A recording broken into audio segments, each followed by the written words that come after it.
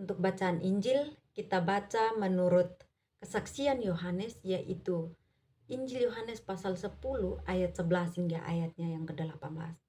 Injil Yohanes pasal 10 ayat 11 hingga ayatnya yang ke-18. Lembaga Alkitab Indonesia memberikan judul Gembala yang Baik. Akulah gembala yang baik.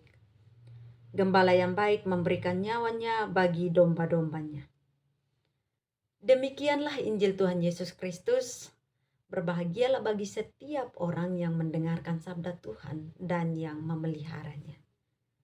Shalom Bapak Ibu Jemaat yang terkasih dalam Tuhan kita Yesus Kristus. Ada pepatah yang mengatakan tak kenal maka tak sayang. Karena itu izinkan saya untuk memperkenalkan diri secara singkat. Perkenalkan, nama saya Demrisanti Keo. Saya berasal dari Kupang, Nusa Tenggara Timur. Saya adalah mahasiswa Fakultas Teologi Angkatan 2021 yang melakukan praktik khotbah pada hari ini, Minggu 21 April 2024. Mungkin itu perkenalan singkat dari saya.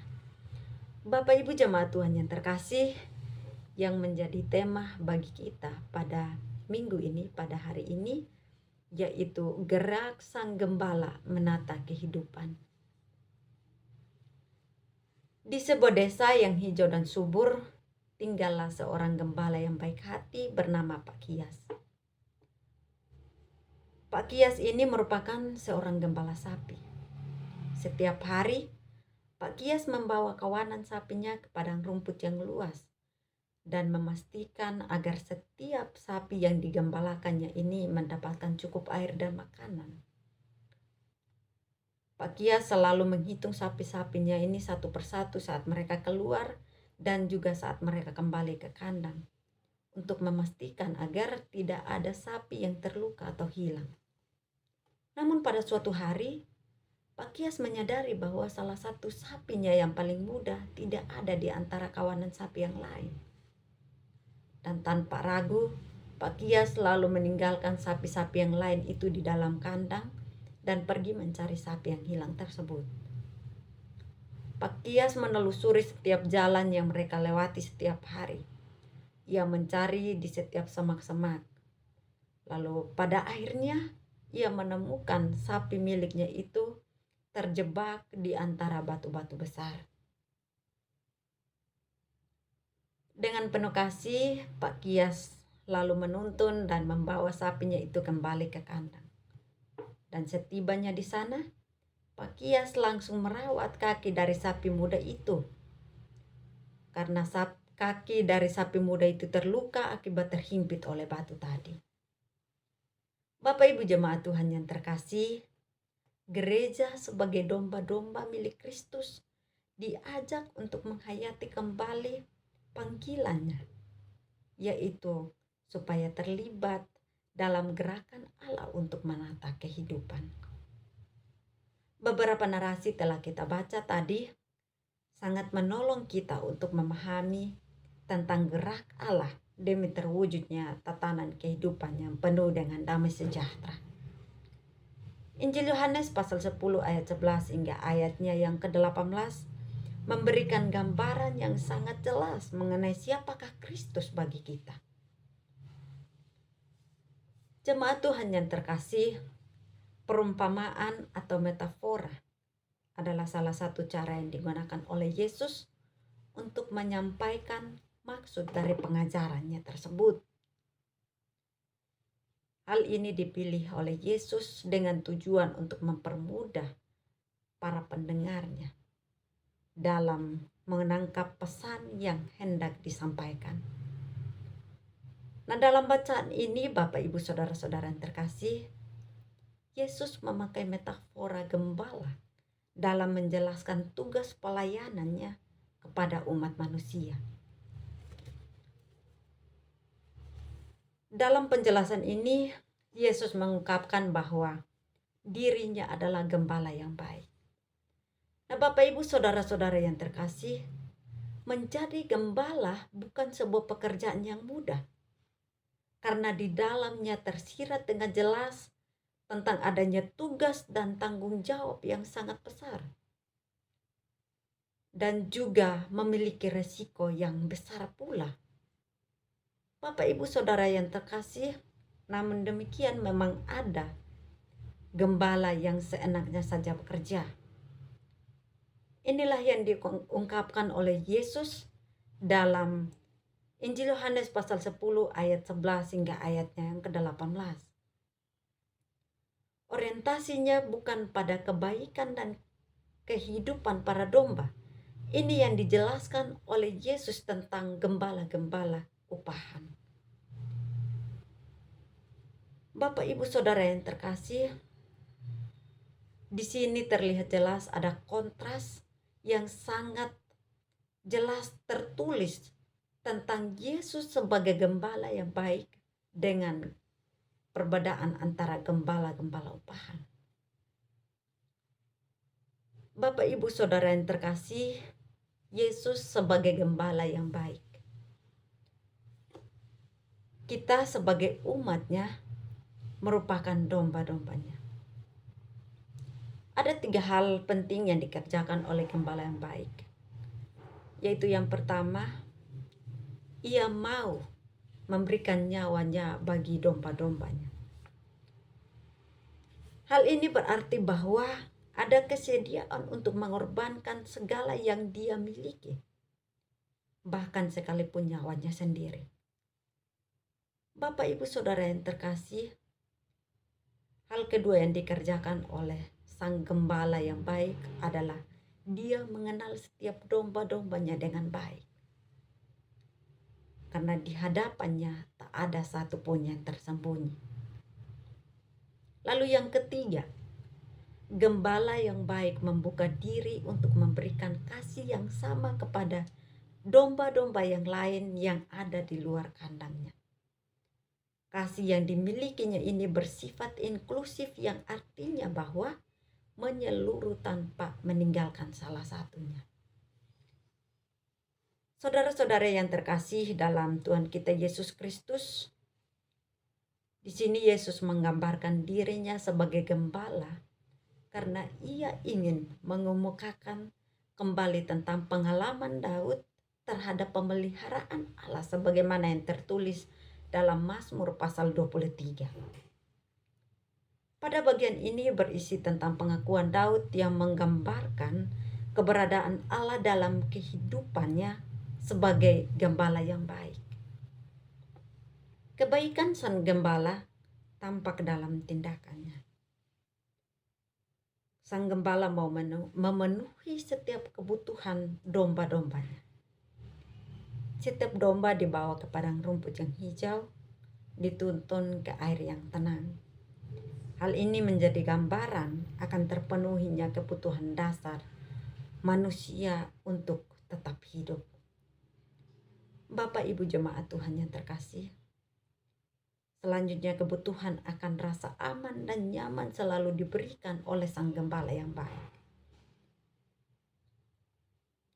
Meskipun domba-domba berada dalam lembah kekelaman, dikelilingi oleh berbagai macam mara bahaya yang bisa saja muncul sewaktu-waktu.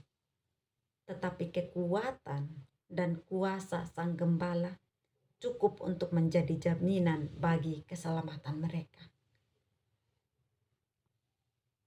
Selain itu, Bapak Ibu Saudara yang terkasih, gada dan tongkat sang gembala menjadi sumber penghiburan juga bagi mereka.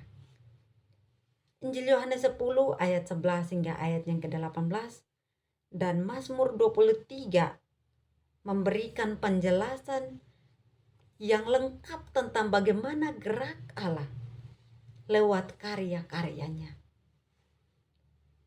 Semua dilakukan dalam upaya untuk menata kehidupan umatnya. Melalui karya-karyanya, Allah hendak memastikan bahwa kehidupan umatnya tetap terjamin. Sekalipun terkadang umat berada dalam pergumulan yang sangat berat, tetapi Allah tetap ada bersama mereka. Dalam rengkuhan dan pemeliharaan Allah, mestinya kita tak perlu lagi terjebak dalam ketakutan dan kekhawatiran. Karena kita tahu bahwa Allah ada bersama kita. bercermin pada tindakan Allah dalam penggembalaan umatnya, kita dipanggil untuk hadir sebagai gembala yang baik bagi sesama kita. Kita bukan sebagai gembala upahan yang hanya memikirkan tentang kepentingan diri kita sendiri. Tetapi kita sebagai umat Allah diminta untuk terlibat dalam terjaminnya kelangsungan hidup sesama dengan saling memperhatikan, saling mendukung, dan saling mengasihi antara satu sama lain. Saudara-saudara yang terkasih dalam Tuhan kita Yesus Kristus, komitmen ini hanya akan terwujud ketika kita memiliki kasih. Karena itu jemaat Tuhan yang terkasih, hari ini juga kita memperhatikan surat Rasul Yohanes dalam 1 Yohanes 3 ayat 16 hingga ayatnya yang ke-24. Di mana kita diingatkan akan perintah Allah kepada manusia, yaitu percaya kepadanya dengan mengasihinya seturut dengan kehendaknya. Mengasihi di sini bukan berarti mengasihi hanya melalui lidah saja, hanya melalui perkataan saja, tetapi harus diwujudkan melalui perbuatan, melalui tindakan di dalam kebenaran. Kasih merupakan karya dalam tindakan. Kasih akan membuat kita hadir bagi sesama dengan senang hati, terutama bagi mereka yang menderita. Sebagai pengikut Kristus yang siap menggembalakan sesama, kita juga harus bijaksana dalam menghadapi berbagai tantangan dan hambatan. Bapak Ibu Saudara yang terkasih, Rasul Petrus yang hidupnya bijaksana pun tak luput dari tantangan itu. Karena Petrus penuh dengan hikmat, maka ia siap menghadapi semua tantangan yang ia hadapi yang ada di hadapannya. Bapak Ibu Saudara yang terkasih, Petrus tidak takut dengan amarah para pemimpin agama Yahudi yang mencercanya. Nyalinya juga tidak ciut meskipun harus ditangkap dan masuk ke dalam penjara. Petrus tak gentar meski harus berhadapan dengan sebuah sidang para pembesar.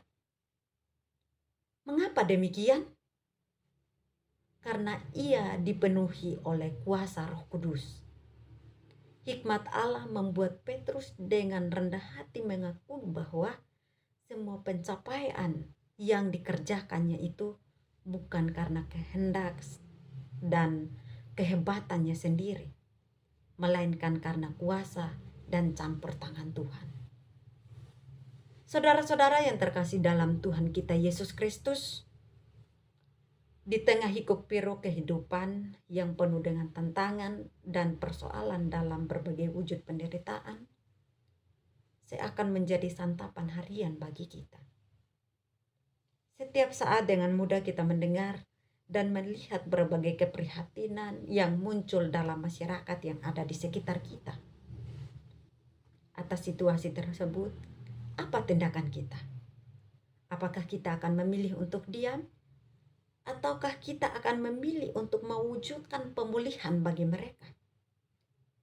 Nah, Bapak Ibu Saudara yang terkasih, pilihan itu ada di tangan kita masing-masing. Berdasarkan bacaan ini, kita ditolong untuk memberi diri dalam melibatkan diri kita untuk turut serta dalam gerakan Allah. Bapak Ibu Saudara yang terkasih, melalui teladan Petrus, kita dapat memahami bahwa turut serta menata kehidupan bersama Allah bukanlah hal yang mudah. Ada berbagai tantangan dan hambatan yang muncul dari mereka yang tidak suka atau merasa terancam keberadaannya.